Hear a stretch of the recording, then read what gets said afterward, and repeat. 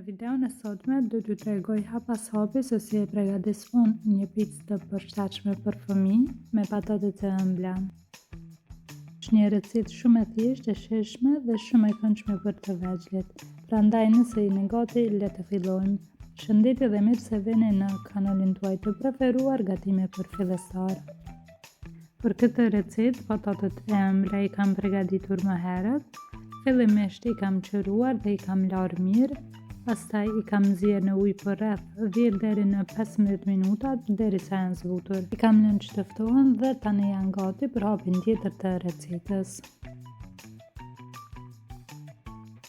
Siç e pat edhe më parë, i kemi shtypur me piron mirë, pastaj fillojmë t'i shtojmë mielin pak nga pak, duke i përzier vazhdimisht derisa të krijojmë një masë të butë dhe të përshtatshme për brumin.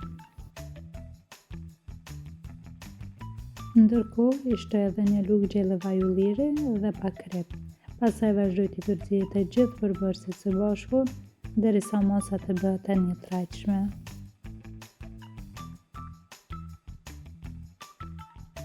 Pastaj e kaloj masën në një sipërfaqe silikoni për gatim dhe vazhdoj i shtoj miell pak nga pak duke punuar me duar.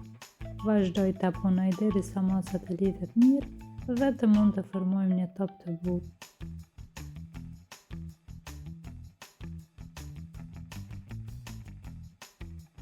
Tani marr një tepsi të vogël të cilën e kam shtruar me letër përpjekje dhe kam lyer pak me vaj.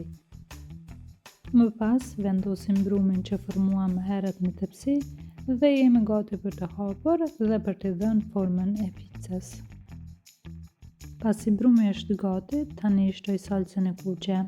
Këtu mund ta përshtatni salcën sipas moshës së fëmijës. Për fëmijët më të vegjël mund të përdorni një salcë domatesh të thjeshtë, pa krep dhe pa erëza të forta, ndërsa fëmijët më të rritur mund të përgatisni sipas shijes së tyre. Dua t'ju theksoj që kjo picë mund të përshtatet për fëmijë nga rreth 10 muajsh, por përbërësit duhet përshtatur sipas moshës së fëmijës. Për shembull, kripa nuk duhet të shtohet për fëmijët kaq të vegjël.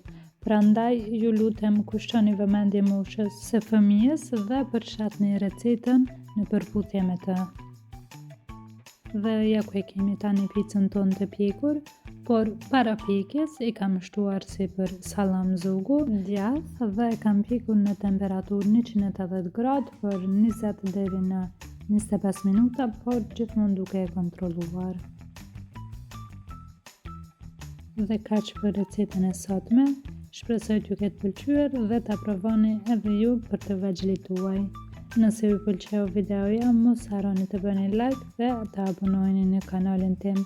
Shihemi në videon e radhës dhe miru pafshim.